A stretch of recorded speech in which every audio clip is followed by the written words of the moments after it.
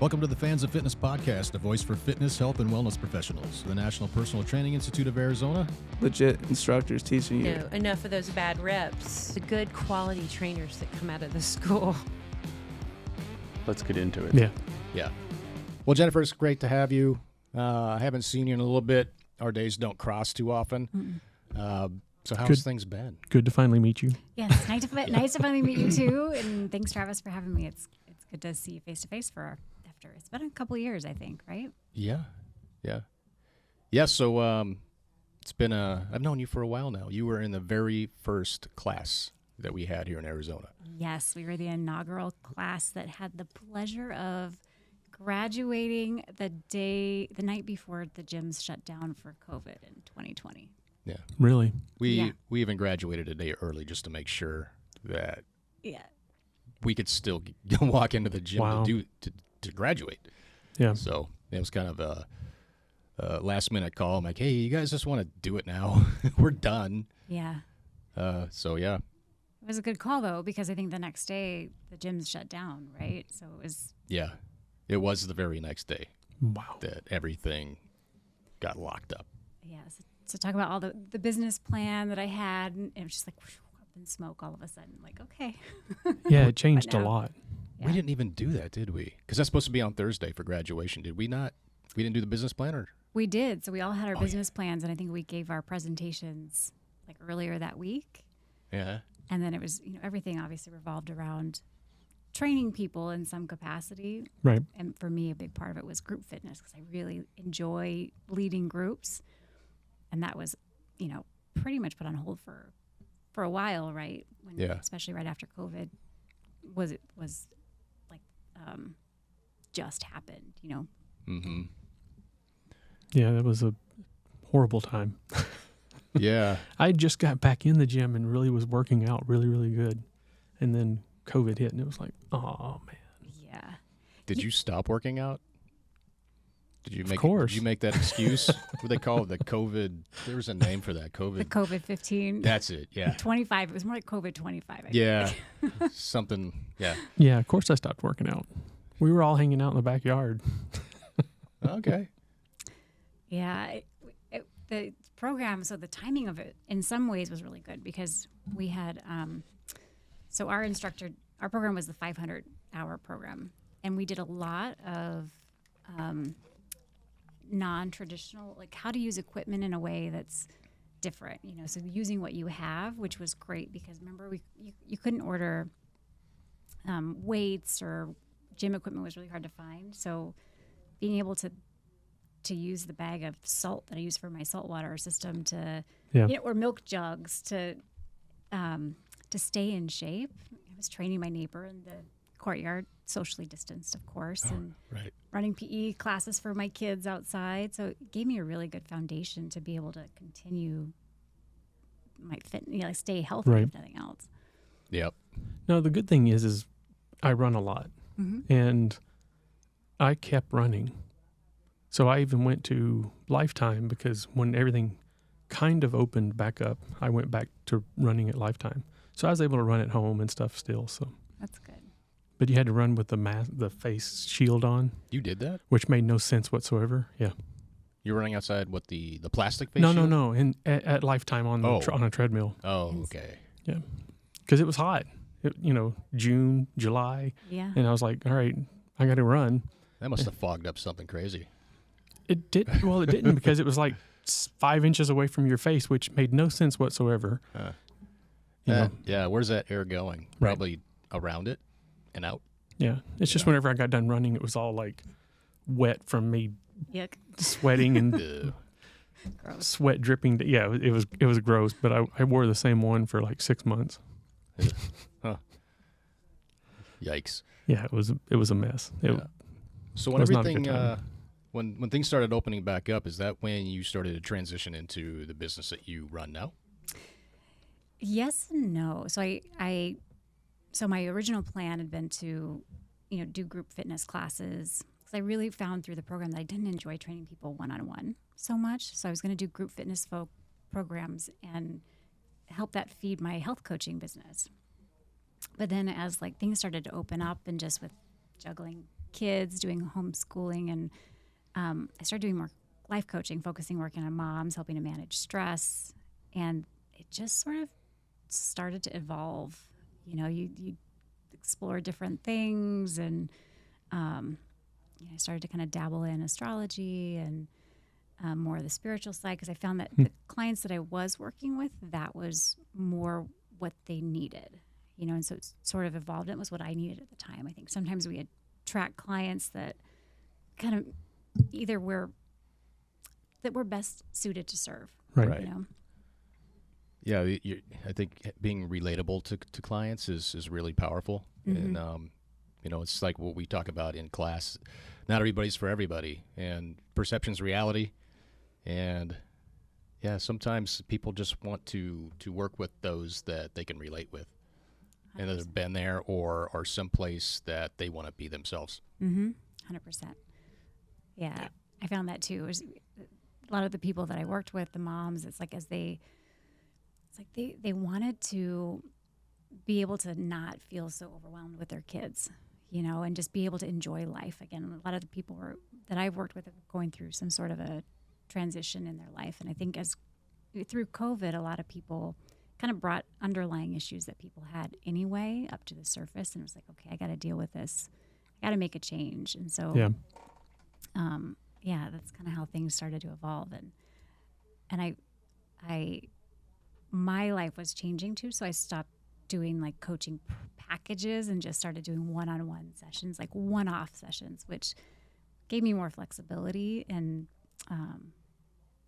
also enabled me to like kind of meet somebody and work with them at least for one session to see if they were somebody that I wanted to work with more longer term. Yeah. Right. Yeah. So I haven't been through the class with you and Emily on Tuesday. How does that go?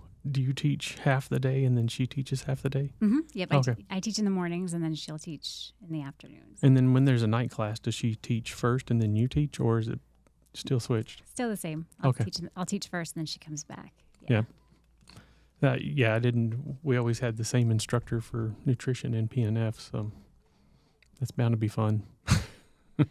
Yeah, I think it helps break up their day too, you know, because in the morning class we'll go to lunch and then we come back and it's more active, whereas the nutrition is I do my best to make it as interactive as I can, but it's just a lot of material to go through.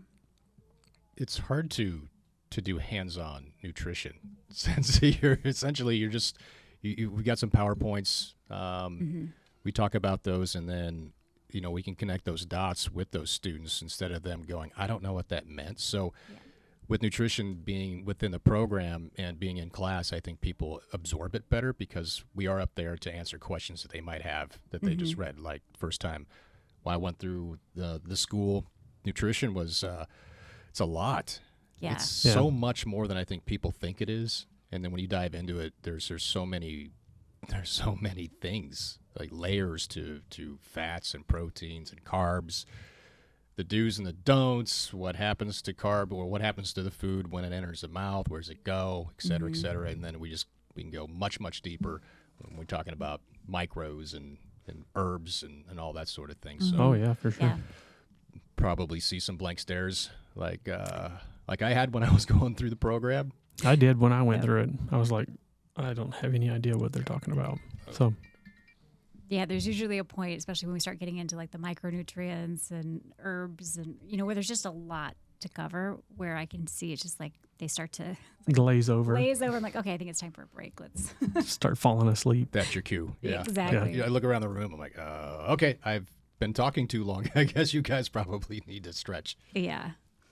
What I started doing when I took over the class is about midway through, because what I found was, you know, we do 1 week on each macro. So 1 week on carbs, fats, a week on proteins. Right. And then we do a week on micronutrients. And what I found is that a lot of the students, they feel overwhelmed and they're trying to figure out like, okay, well, how do I put this all together and how do I actually apply this? Because we dive into, you know, what are the building blocks of proteins? How they function in your body? What are the essential ones versus non-essential? What are the different foods you can get it from? just as an example. Right.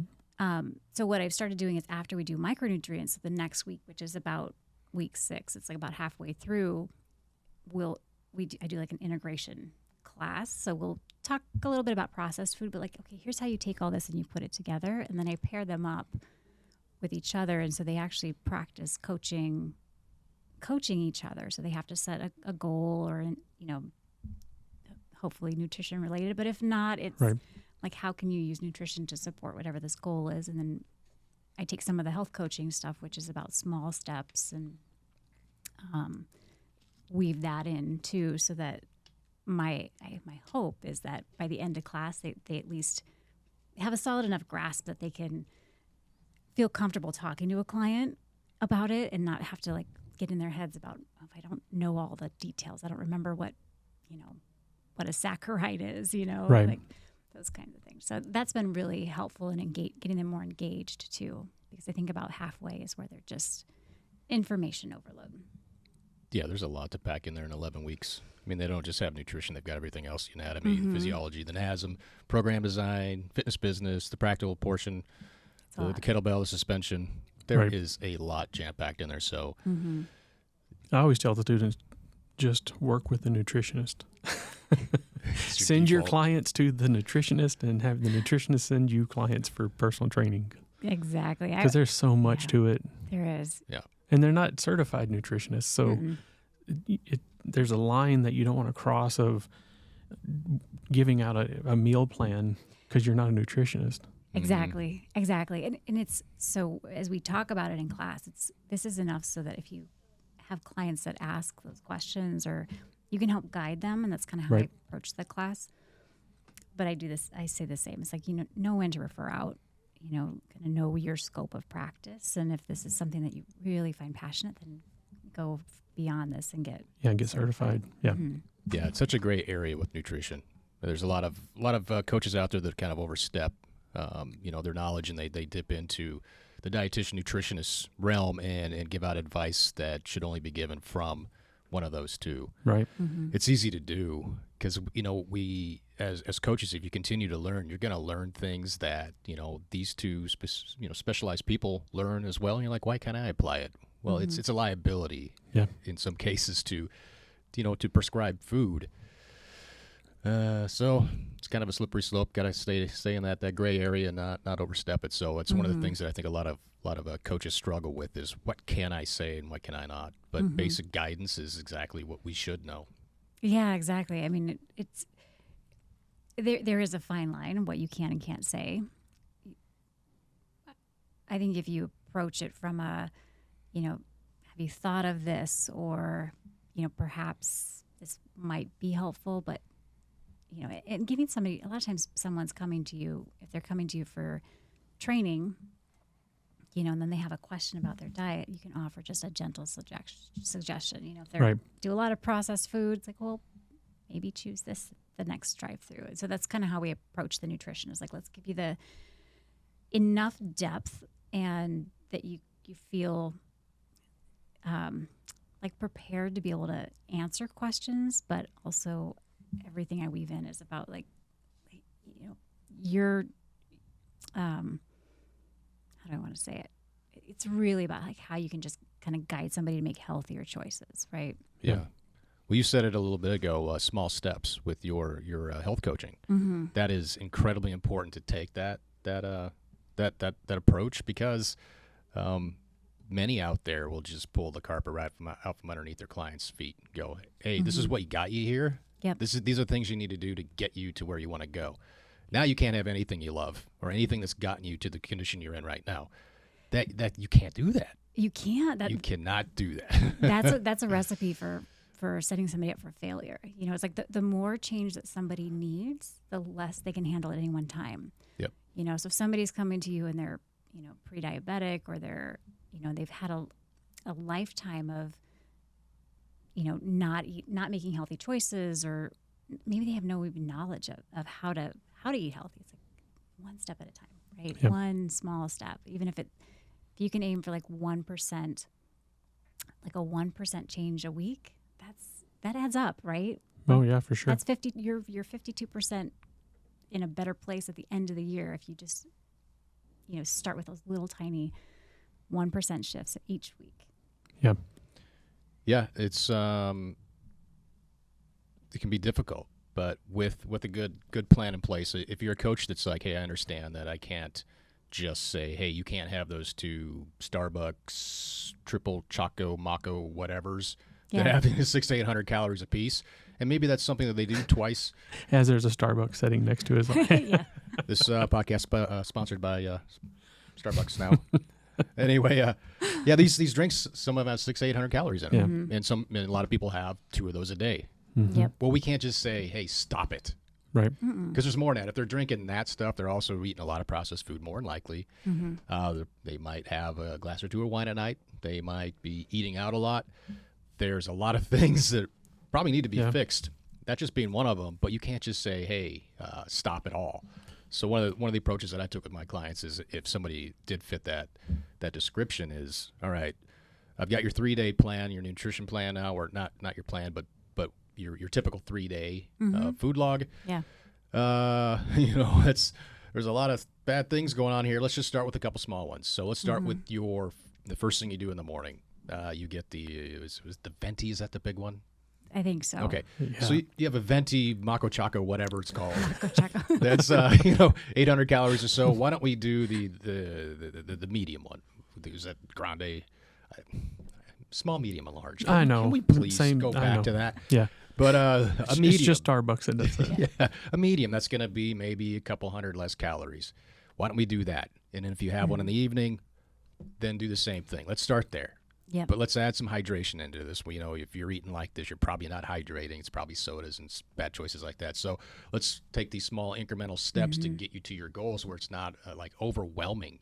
Yeah. Because if it's overwhelming, you're like, no, your brain's going to go, no, we need the sugar, all of it. But if you take a little bit away, your brain's not going to rebel on you.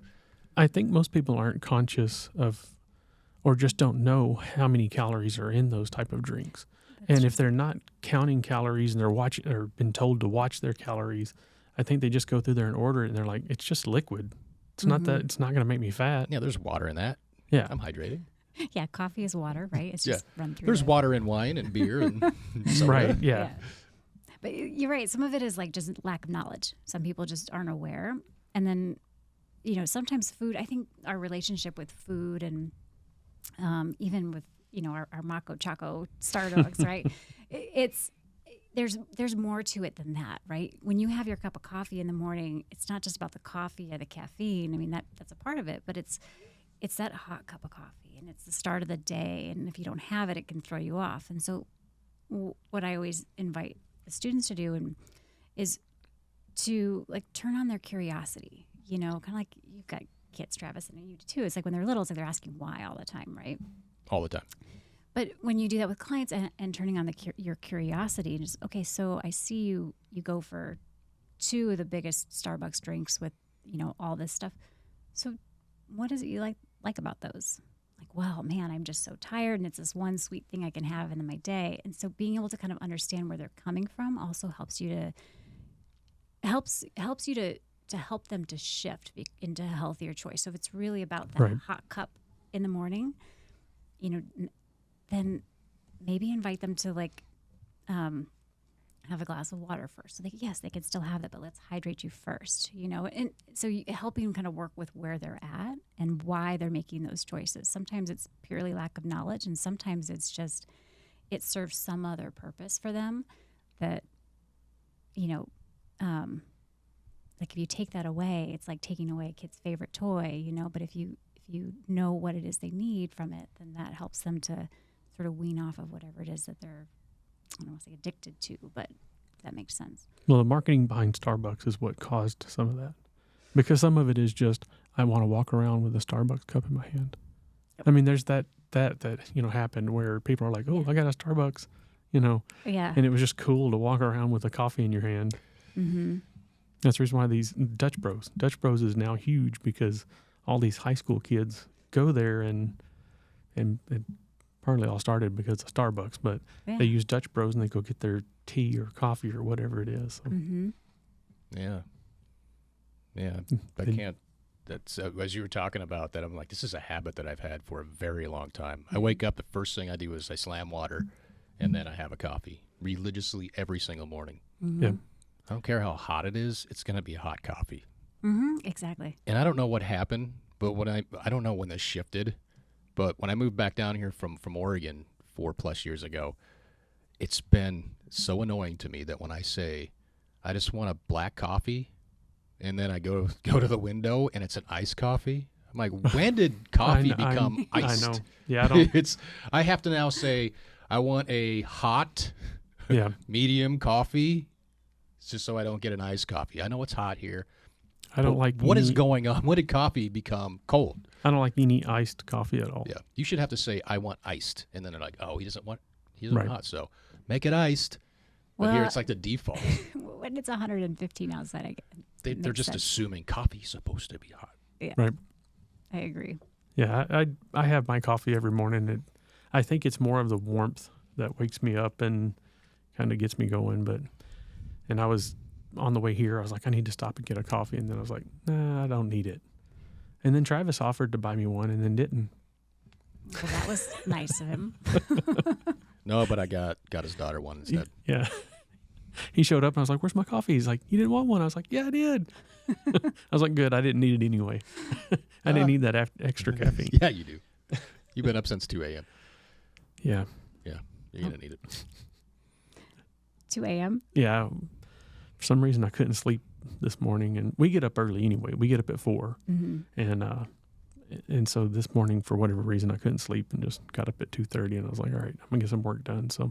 Oh, man. Yeah. But I got my workout in today, which I usually don't do. Yeah. That's nice. Yeah. So you got to take care of you first. Mm-hmm. Yep. Everything stems from you. If you're not, healthy and stable and energetic, the rest goes to health. But yep. So what else is with life coaching? I'm not that familiar with the depths that goes. Like when you have a client, what's the typical, what's like the onboarding, if you will, the first conversation? How does that go, and then how do you navigate those waters with somebody who needs to make these changes? That's a good question. And as a life coach, so when I'm doing just like one-off sessions with somebody, I usually just ask them, like, what's the most pressing thing that you need right now? Because sometimes somebody just is like really struggling with a decision or some kind of a big shift in their life, and they just need that third party to help guide them. So I'll just ask them what's the most pressing thing. And in a session, I typically will just first I kind of listen, because people need to be heard, and active listening is a really important part of really important part of that. And then I ask questions to help them kind of draw out their own solution. Like they already know essentially what they need to do or what next step they need, but sometimes it's just having somebody to hear and validate back what they're experiencing, and then ask the right questions so that they're able to kind of come up with their solution. It sounds really easy, but a lot of times it's in the work that I do, a lot of times the clients that come to me, they're dealing with something. Sometimes they'll have underlying grief or some old thing or trauma, something that is sort of blocking them. And so helping them to shift past that. And for me, it's a fine line because I'm not a therapist, right? So knowing when somebody needs to work with a therapist and where I can just help guide, if that makes sense.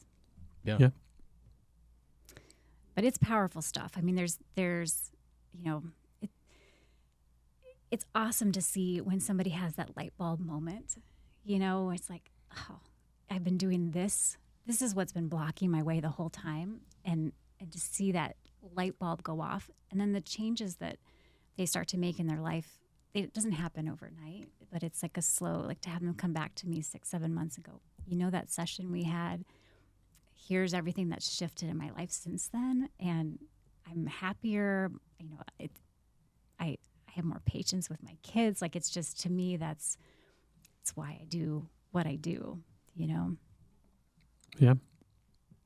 Yeah, it's incredibly rewarding to be a coach, to be a life coach, to be a personal trainer, because there's so many stories that I think we all have where we've helped somebody, and then in that moment, you just think to yourself, like, I just changed somebody's life, for the better. That makes you feel so incredibly great, and it's so fulfilling and rewarding that you can do something like that with just the education that you've gotten for being the person you are. It also takes your personality too. Not everybody's cut out to be empathetic, right. And you have to be in both cases, for a life coach and a personal trainer, you have to be empathetic. Well, not everybody is. You don't have to be. There's cases out there of people who just crack the whip and yell at people, and people love that. But it's not for everybody. But it is a thing.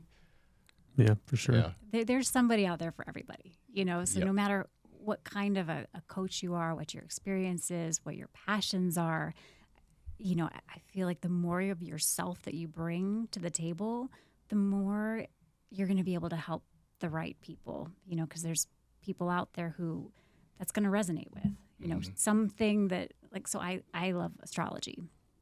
And for some people that's, very like a taboo, witchcraft kind of like, no, it's like I'm looking at the stars. But I use that in my coaching practice.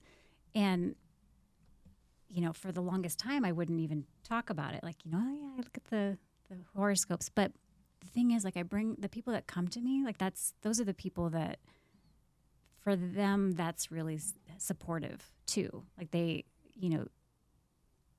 it helps me to kind of find the right type of people to work with. Right. So I think the more of yourself, whatever hobby or interest that maybe might seem a little out there, whatever it is, like, to embrace that, because that's what makes you you, and that's what's going to bring the right people to you that you're best suited to help. So who is the correct person that you work with? For me? That's a good question. The people that I really love working with are the ones that aren't afraid to go deep, they're ready to make some shifts in their life and to take ownership and responsibility for that. And they're open to the fact that there is perhaps something bigger out there than themselves, that, beyond their physical bodies, or there might be other alternatives out there, and they're open to different ways of doing things. That's the ideal person that I work with. So not Taurus, right? Because that's what I am, and you just said everything that I'm not. Like, yeah.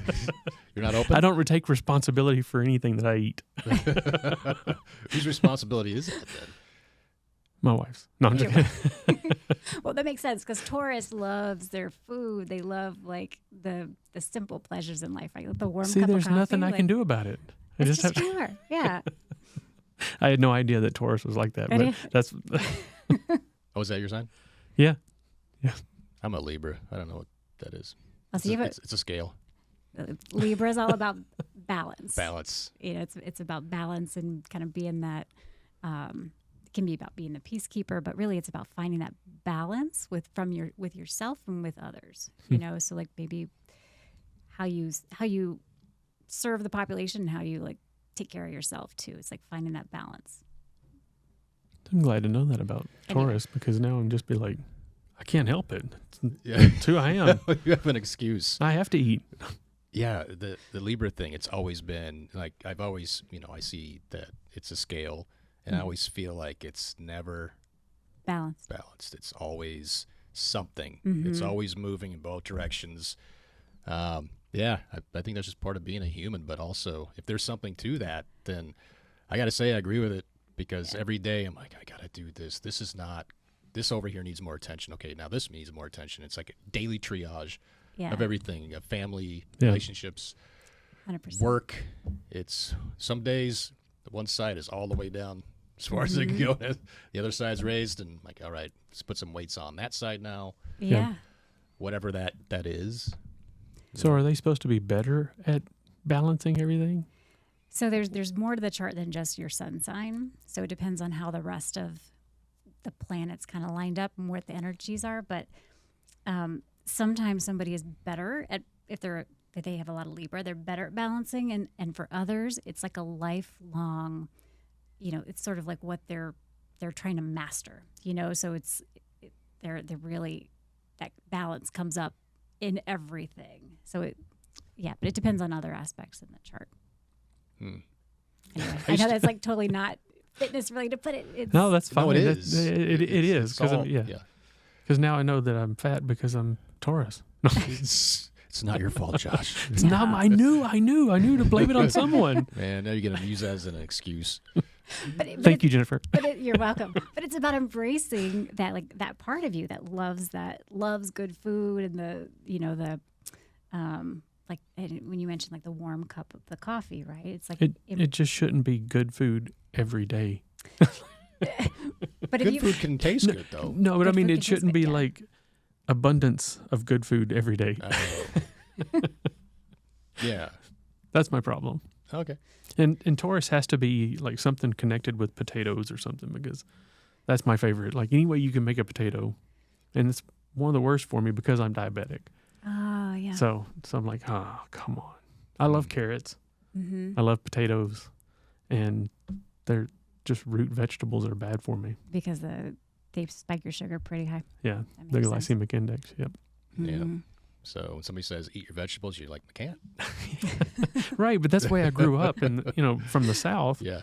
Everything, we had potatoes almost with every meal. Mm. And if we had a stew, we had carrots and potatoes in it, and it was just and growing up in the South, there's no real education for food. You go to school and they're like, oh, here's the food pyramid, which now is not even around anymore. It's the plate. It's my plate. Mm-hmm. Yeah, my plate or whatever. And so there was not really good education for food at home or in school or anything.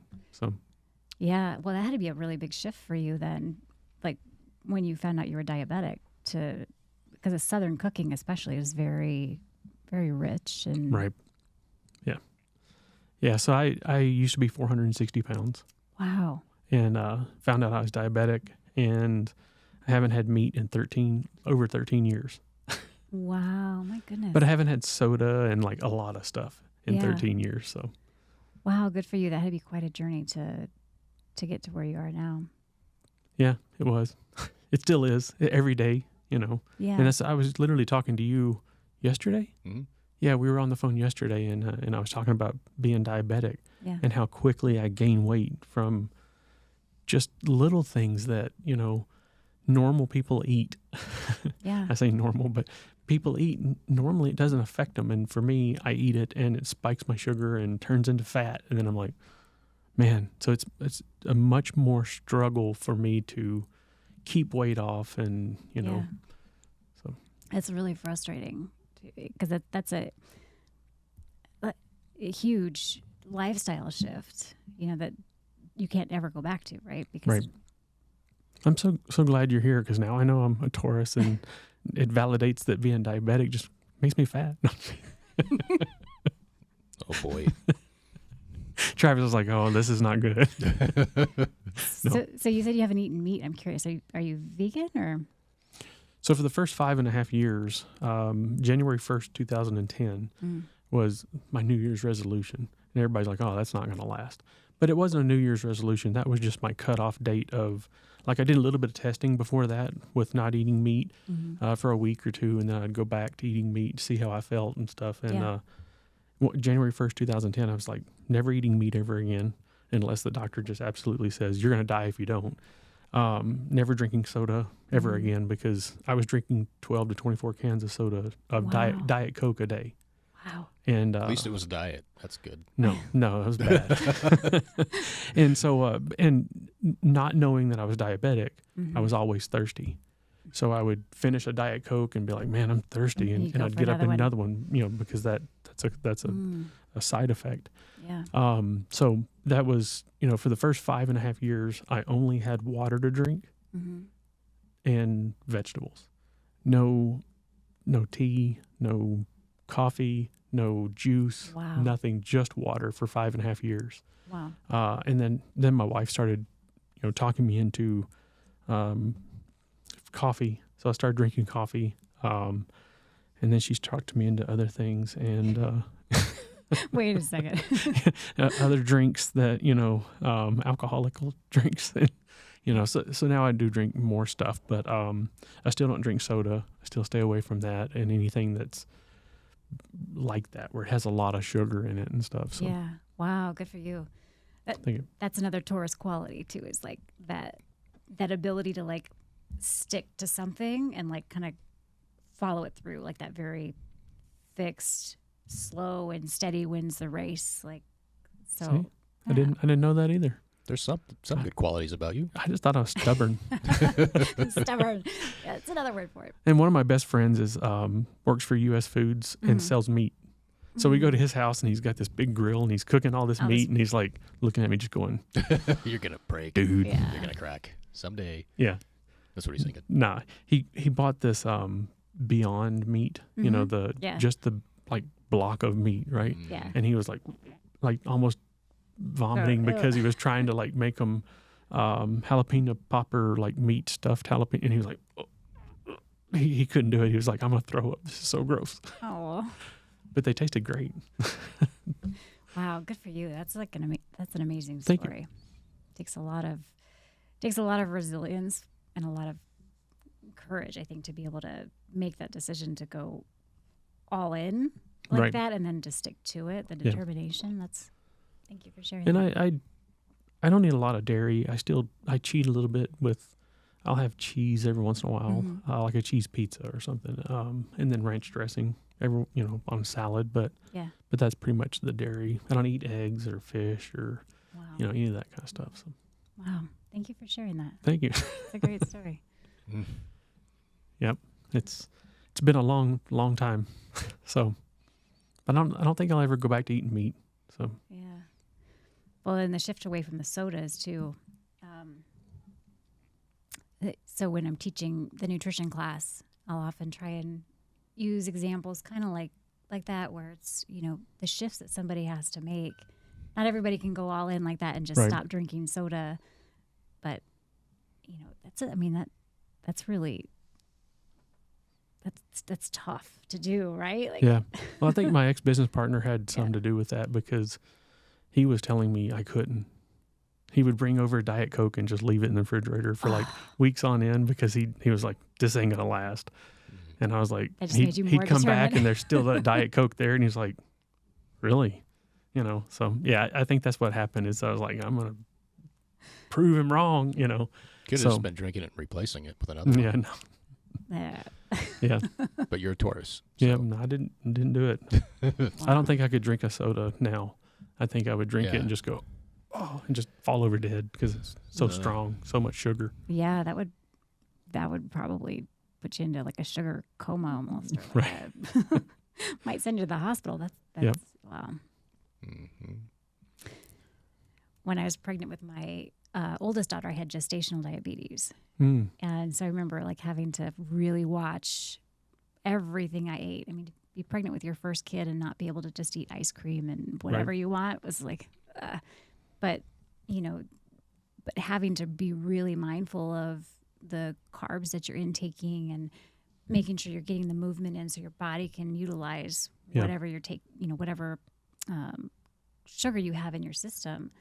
I mean, it takes a lot of discipline, I think. And well, that's the only thing I really knew when I took the course last summer. That's the only part of nutrition that I really knew was what I'd done research on myself. Yeah. And really the glycemic index of pretty much every food out there, to know because I eat a lot of mixed nuts. Yeah. To know that walnuts and pecans are the better, and peanuts are absolutely horrible. And, so all that stuff, I knew all the glycemic index for all of that whenever I started class. Yeah. And that was the only thing in nutrition I really knew. And then I got through class and I was like, uh-oh. Yeah. Now I have to learn all this other stuff and, proteins and all this stuff. I'm like, oh. Well, proteins, when we talk about, in class, we'll talk about the carbohydrates, and we always talk about the blood sugar roller coaster. Right. That even if somebody's not diabetic, anytime you eat something that's high glycemic index, it's going to spike your blood sugar. And then what happens after you get this like quick energy rush, and then it crashes. And so sometimes people that drink caffeine throughout the day, if you ask them about what they're eating, you might notice that's what's happening. Is like that crash is actually because they've had something that's higher sugar, basically, and so their body is like craving energy, right? And so you go reach for something that's like a sweet, quick snack, or you reach for caffeine. So we talk about ways to balance it out. You balance it out with protein or fats, movement, water. And the example I always give is like if you have a half a cup of water and you put a quarter cup of sugar, it's like really sweet, but the more water you add, the more diluted it gets. Right. So just giving the students too, like little simple things like that they can then take in their own lives too, and help clients, like small things that they can suggest to clients to help them. Because once your blood sugar starts to, if you're able to kind of minimize that spike and dip, your energy lasts a little bit. You're more steady, you have more energy to move your body. It's like this big circle, kind of feeds on itself. Yep. Yeah, and if my sugar's high, I can just drink water and it'll help it. Drink a lot of water and it'll help it come down. So, and I've told that to like my wife, for example. I'm like, you're not diabetic, but it works pretty much the same way. The difference is let's say we both eat the same thing and our sugar spikes and we both crash. The difference is we've crashed from energy because we're both going, oh God, I'm tired now, and yawning and stuff like that. Yeah. But our sugar in our bloodstream didn't change. I mean, mine didn't change and hers did. So her blood sugar goes back to normal pretty quick, where mine doesn't. Yeah. And I've had to explain to people that are diabetic and just don't understand. I'm like, you eat something, your sugar spikes, and you crash. That doesn't mean your blood glucose level went down. That means you crash from the energy, from having that spike in energy, but your blood glucose is staying up there really high. And what happens when it gets that high is it turns into fat. Yep. So the more your blood sugar stays up there, the fatter you get. Yep. And that's the reason why diabetics have a hard time with weight. Yeah. So. And this is one just for the audience listening to, is like, just to clarify, we're talking about like type 2 diabetics as opposed to type 1. Yeah. Yeah, because the type 1 is where, as you know, like, I mean, you could, so prior to this, I used to be a private banker, and one of my clients was their son was a college athlete at Stanford. He was, really good. He was ready to do the trials for to qualify for the Olympics. And they found him, like, I don't remember if he was passed out but he was very confused. He went to the hospital. So sugar was like 400. Oh, wow. And turns out he had type 1 diabetes. And this kid was like, didn't drink, was like the healthiest, like most well-rounded. He's captain of the swim team, like, but he had like to completely change his lifestyle. Yeah. And there was nothing he could do, it's just something he'll carry for the rest of his life. So very different. Like, and diet does help type 1, but not as much as type 2. Right. So. Yeah. Yeah, type 1. That's a terrible one. Yeah. Because you're not going to fix that one.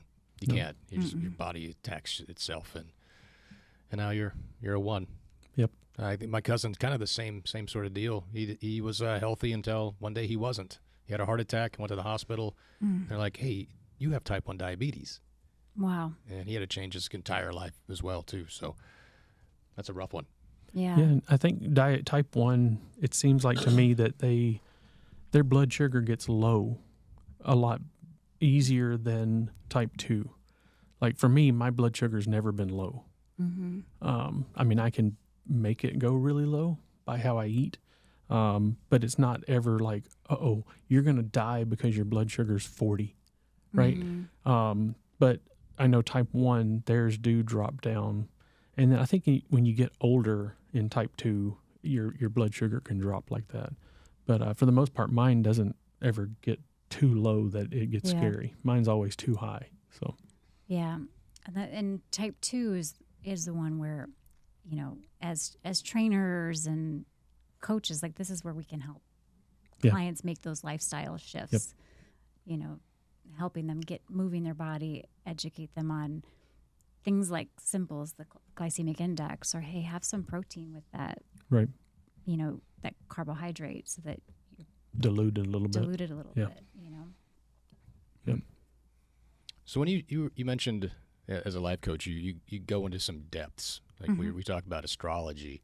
Like what else? Are we talking like breath work?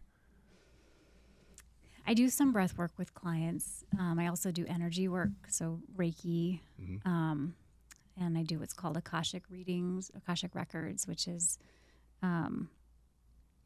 it's more kind of tapping into their their soul level connection, so like the really, really bigger picture of what they're here for. So when somebody has moved through something really difficult in their life, sometimes being able to really take a step back as like a bird's eye view of, here's how this is all, here's the bigger purpose of this all. And sometimes that helps somebody to really see like the gift and whatever challenge that they've had to move through in their life. So we go pretty deep sometimes. Oftentimes,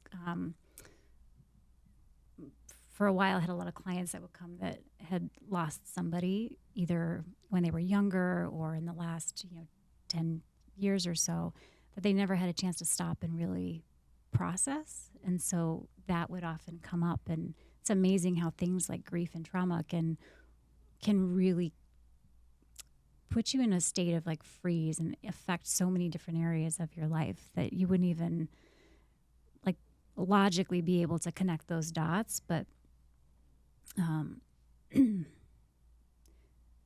but once it comes back up to the surface and you're able to start to process some of the loss, it's like taking a weight off of their shoulders so that they can start to move forward and build the life that they want to build.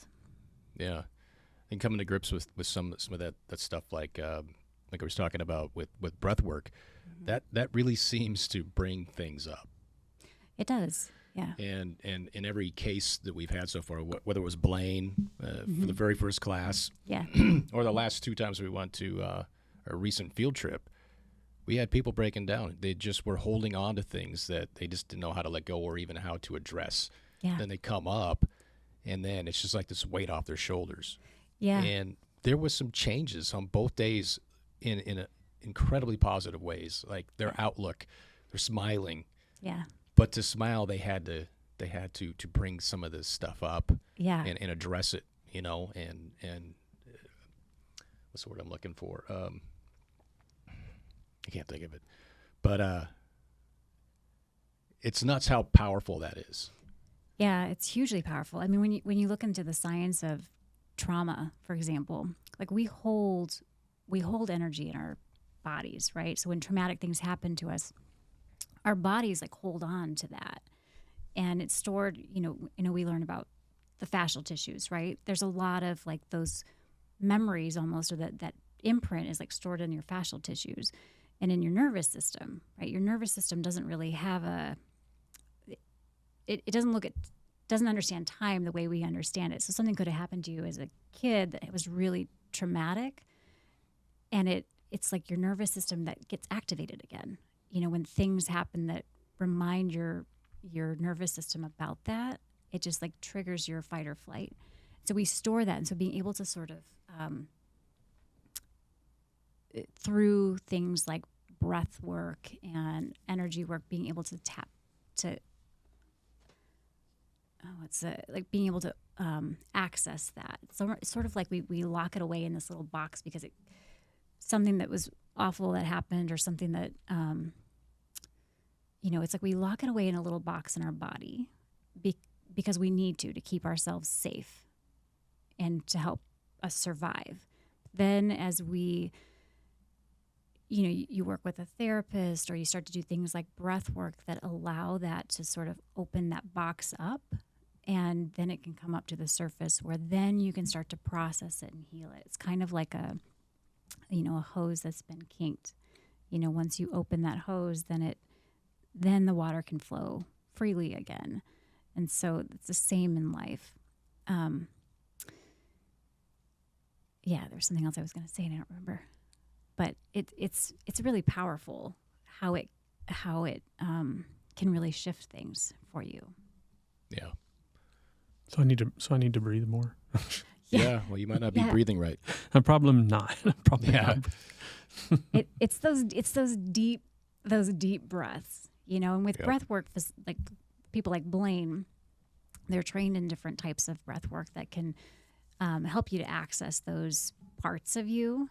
And it's like magic, I mean, it really is. It can really shift something for somebody powerfully. Yeah. Well, I witnessed that without knowing that was going to happen. Yeah. Like Blaine and I, we talked about him coming down doing a workshop. He's a mobilitist when it comes to golf. That's his specialty. That's how we met.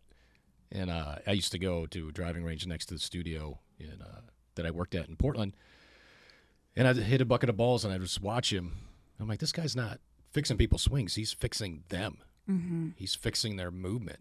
Mm-hmm. And I'm like, that is incredible. That's the kind of person that there needs to be more of him, because a lot of these swing coaches are actually hurting people because they're like, oh, well, this is how you need to swing the club to make this happen, so do it. Mm-hmm. But they've got these mobility limitations. Well, Blaine would look at, what is the tight muscle? How can we loosen this to gain that mobility to move that club the way it's supposed to be moved, and with the least amount of effort? So when I talked to him, that's how it all started. And he wrote a CEU for us. And then he said, hey, I'm coming down to Arizona. I'm doing this round trip. He just went all over the country, and he wanted to stop. So he came in for the class, and I already said, hey, what are you going to do? You're just going to go over like mobility and stuff, some movements? And he's like, yeah, we'll go over some breathing work too. And I'm like, all right, so like square breathing? And he's like, yeah. I'm like, okay, cool. Yeah. Then I'm there, and we did square breathing. And before that, that's about as deep as I went. Even when I went through the NPTI, the Portland school, we did square breathing. And I'm like, that's kind of cool. I feel better after that. Well, Blaine decided to go full speed ahead with power breathing. Mm-hmm. And it was like 20, 25 minutes nonstop. And I'm just thinking to myself, when is he going to stop this? I didn't know he was going to do this. And at the end of it, everybody was different. Yeah. I mean, Jennifer, you can probably attest to that. There was you and a couple other people. Mm-hmm. And before that, I had no idea the power of breathing like I do now. Yeah. I mean, even simple things like the box breathing or the 5-5-7, which it's like you breathe in for 5, hold for 5, exhale for 7. Like that allows your nervous system to relax. And then the breathing that Blaine does, that's when I had a huge breakthrough in his session too, where it's just like, I can't even describe it now, but it was huge, right? But I think most people don't stop and even just take that time to breathe. I mean, if you ever like pause and like, when was the last time you took a really deep breath? Yeah.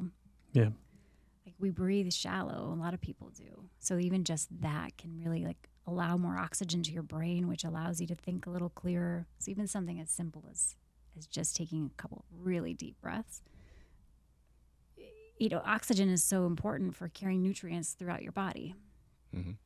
Yeah, I did it this morning when I was putting on my shoes. Like, I gotta take a deep breath now. I'm just kidding. I'm not that bad. It has been too long. No. Turn this one day of working out into several more. Yeah. Oh, yeah, for sure. Yeah. I think, a lot of people you're talking about being open, right? Mm-hmm. Not everybody's open to other elements that may help them. Like before I started my journey in this industry, when I went through the Portland school, I was presented things that I never thought I would be presented. Like one was Eastern medicine. We had a guy come in who was into Eastern medicine, and he talked about meridians. Mm-hmm. I'm like, I don't know what that is. What's a meridian? And then he talks about this water.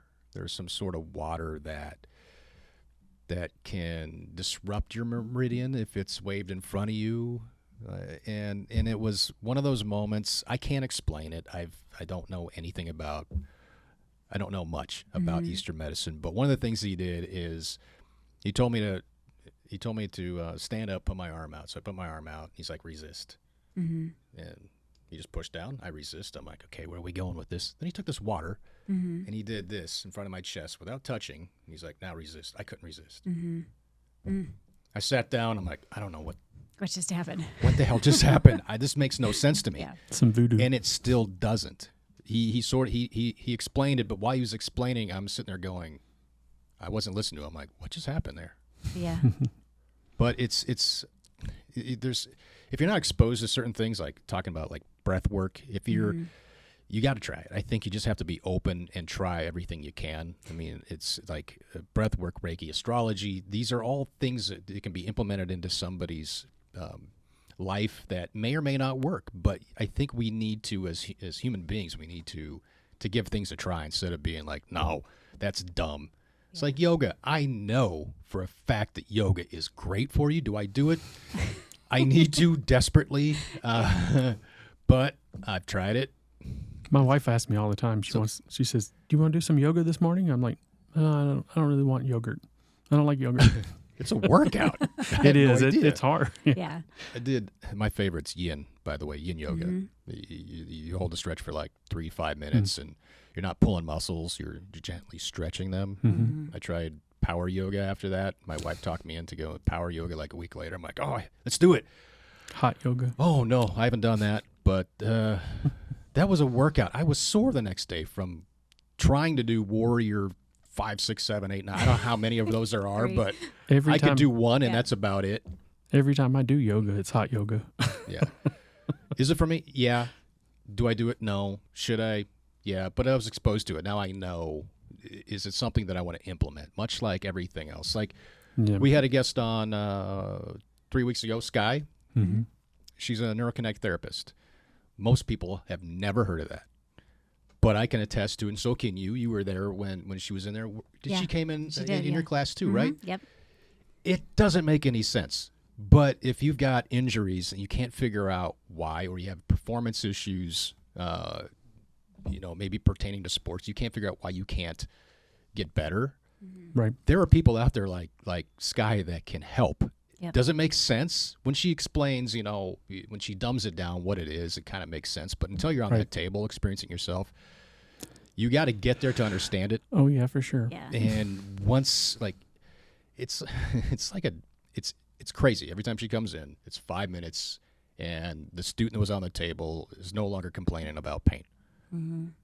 Yep. One after another, every single time. You were one of them with your shoulder. Yep. Did you get on Sky's table at all? Okay. So you had nothing wrong. Jennifer's perfect. What is your sign? What is my sign? I'm a Sagittarius sun and a Scorpio rising. And so that means I love to travel, try a lot of things, higher learning, but then I also love to go deep like a scorpion. Oh, okay. That makes sense. Yeah. Okay. But what's a Taurus do? We just talked about that. I just eat. Yeah. Okay. You don't go deep then. But to your point about trying different things, right? I think it's important to do that because you'll stumble on something that you might absolutely love and find you have just a natural affinity for that you would have never looked at before. So, it's kind of like trying foods, right? If you grew up eating meat and potatoes, but then you try spinach, I don't know, and you find you actually really love it. But if you never try it, you never have that pleasure, Yeah, absolutely. Yeah, and I think that's what we need to do is if we really want to figure ourselves out and be the best version of ourselves, there's certain things that you need to not look at as something that maybe you might think of as dumb or not for you. Yeah, for sure. Until you do it, you're not going to know. And there's been so many things that I've been subjected to that I'm like, I am so glad I did that. And I don't still have the same mentality I did when I was, a teenager, early teens. Like, that's dumb or that's stupid. Now I'm open to it. Well, that ice bath and that sauna, ooh, boy. That was my first time doing that. And I can honestly tell you, I felt absolutely amazing. And there's a lot of people out there who do this daily, and they're shaking their head, yes, like, yeah, you're all missing out. Yeah. I guess. I don't know that I don't know that I can do it. Yeah, we're gonna go back there, and you're gonna go next time. Is there an age limit? No. I mean, like I have a really good heart, but I feel like if I got in that water, I'd have a heart attack and die. Oh, you'd be better for it. You'd be better. It's just so cold. Yeah. I have a hard time getting in the pool. Yeah. If it's not 105 degrees outside, I can't get in the pool. I get in and my hands are hurting. I'm like, oh man, did I get that old? Because I used to swim in the creeks of Tennessee in the winter. There would be ice on the edge of the creeks, and we'd be in the creek. Your blood's just thinned out from being in the desert. Really thin, like thin. Yeah. Yeah. Yeah, I can't get in the pool unless it's 105 outside, and it's been 105 for a while. So the water's nice and bath water temperature. Yeah. It's like end of July. Yep. Yeah. Yeah, I get in, and I'm just like, oh. And literally, we went to a friend's house end of May, early June, something like that. And everybody's in the water. And my wife's like, get in. It's not that bad. And I got in, and a few minutes later, like, I felt like I had arthritis in my hands. They were just like, they were hurting. I'm like, I can't do it. Well, sometimes you try things and then you realize that they're not for you too. Yeah. And that's totally okay. Cold water. Yeah. It's not for me. Not anymore. I wanted to just say something, I know we're kind of out of time, but I wanted to say something really quick about like trying new things. Something that for me has been like a big shift on my entrepreneurial journey has been not being afraid to go back to the beginning of something, and to start over and to have that beginner's mindset. Because for those that, are maybe even thinking about shifting careers or doing something different, sometimes it can be hard to want to think of starting all over again. I think I mentioned, I was a private banker for over 11 years. I was successful. I was a vice president, was making really good money, and left in 2019 to embark on a whole new career. And one of the hardest things was like feeling like a beginner again and starting all over. It's like, God, I'm not 20 anymore. I'm in my 40s. Is it too late to start a brand new career? What will people think of me? Walking away from something that was successful and lucrative to, doing something vastly different. But the more you're able to kind of keep your mind set open, but I just wanted to say that because I know it can be like a hard hurdle for those that are contemplating switching careers or starting something new. And even some of the students that come through that are older, they often say like, it's been so long since I've been in school, or they're still working full time. And me. Yeah, that was me too. It was like I'd been forever since I'd been in school. Mm-hmm. But just don't be afraid to take that leap if it really feels like something that's calling to you, because you never know what can open up. And you've been successful once, you're going to be successful again. And it's okay to feel like you're starting over. And anyway, I just wanted to say that because that's been a big part of my journey, and I'm sure others. Well, and I think that for me, going through the school, I was worried. My daughter went through it with me at the same time. That's awesome. And that was my thought, was like, man, I haven't been in school in 25 years, something like that. And I was just like, oh, this is going to suck. Yeah. I'm like, but I'd have to do it because I really want to. And then, but the school was not what I was expecting. It was so much more fun and able to learn so much easier than what I was worried, because I was like, I'm old. I'm not going to retain this information. My brain is full of so much other stuff, and I'm not going to be able to retain this information and not do good on tests, and because I don't test well anyway. Mm-hmm. And but then going through the school, it was just like, oh, this is so great. Yeah, and everything you've done or been through in life gives you a unique perspective, so that in class you're able to share that. But when you meet with clients, like, no matter what you've done in the past, like, everything has kind of led you to this moment. Yep. I think you have to take risks to do what you love. That's what I did. I was corporate America, and I did not enjoy my job at all. I really didn't. That was like, all right, I guess I'll get a degree so I can move up. I'm like, what am I doing? I don't want to be here. Why am I getting a business management degree? Yeah. It's just, I'm just reinforcing the fact that I'm going to stay here forever. I don't want to do that. And then when the opportunity the opportunity came to switch careers, I did. It took some thought, but I wanted to be in this industry, and I'm like, I'm going to at least give it a try. I'm going to give it all I can and see what happens. And there's a lot of people out there that are contemplating changing careers and doing something that they love, that they're passionate about. It is a risk. It absolutely is. But are you going to be happy? Ultimately, it's, if you're happy, that's going to be big for your health. Yep. I couldn't think of, if I were in corporate America right now, having experienced the last 14 years of being independent, doing my own thing, building my own legacy, if you want to put it that way. I just, there's no way I could do it. This is way too fulfilling. Yeah, it does come with a little bit of stress, more stress than it would if you were just an employee and making other people money. Right. But it's incredibly rewarding. I wouldn't change it for anything. Yeah, I remember you saying that when we did a tour at the other location, the first location, that you're like, oh yeah, you're a private banker. I'm like, why would you want to leave that? Yeah. Well, I was laid off in 2019, and I had an opportunity to go back to go to another competitor, because in that industry, that's kind of what you do. You leave and you go move around. But it was just it was sucking the life out of me. I'm like, I don't want to be tied to the markets anymore. And, and sometimes you take that risk and you take a big leap of faith. And sometimes it works out, sometimes it doesn't, but whatever you learn in the process of taking that leap, whether it's the trust you have, building that trust in yourself, or building a skill set, that's going to set you up for whatever the next step you take. Right. Being an entrepreneur works for some people. Like you said, I don't think I could go back to really working for someone, going into a corporate environment again. I couldn't do it. But for some people, they might try the entrepreneur route and decide, I really do enjoy working for a bigger corporation. That's where they're there's best suited.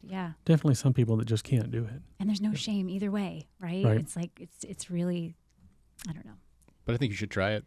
Yep. Yeah, make you more resilient. Having those failures, because as an entrepreneur, everybody has failures in the beginning. Oh yeah. I had several, but I stuck it out. Same. And I'm so thankful I did. There was a couple times where it's I don't know if this is going to work. Yeah. How many times are you ready? Okay, I'm going to give up. Yep. Cool. But yeah. So 4 years, that's about as long as I've known you. And you started off as a student, and now you're the instructor at National Personal Training Institute of Arizona. Yep. I love it. This is how it was in Portland. Some of our instructors were prior students, graduates that went on to further their education, and then they would come back around and become an instructor. That's how it was set up there, and I can't be more excited. Couldn't be more excited to have you as a part of it. I love what you bring to the school. I'm just so delighted that you're here. So when I needed to have a new nutrition instructor, I was like, I'm calling Jennifer. I hope she says yes. Yeah, I'm excited. I'm thrilled. I really enjoy it. Yeah. I love teaching and to being able to help these students along the way. It's deeply fulfilling. Yeah, I agree with that. Cool. Yep. But it was amazing having you on. Before we go, where can people find you? So my website is www.vibrantlifebyjennifer.com. I have an Instagram account. It's at Vibrant Mama, which I'm not super active on Instagram, to be honest, but that's my website is the best place. You can send me a note on there. Cool. Yeah. That's awesome. Awesome. What are we doing for school next week? What are we teaching? Let's see. Next week is supplements. Supplements. Ooh. Mm-hmm. Yeah. That's a fun one. Well, thank you so much for having me, guys. It was really an honor. Yeah. Yeah, we appreciate you coming in. I'll talk to you next week. Yes. Yep. Awesome. All right, guys. Thank you. Thanks. Bye.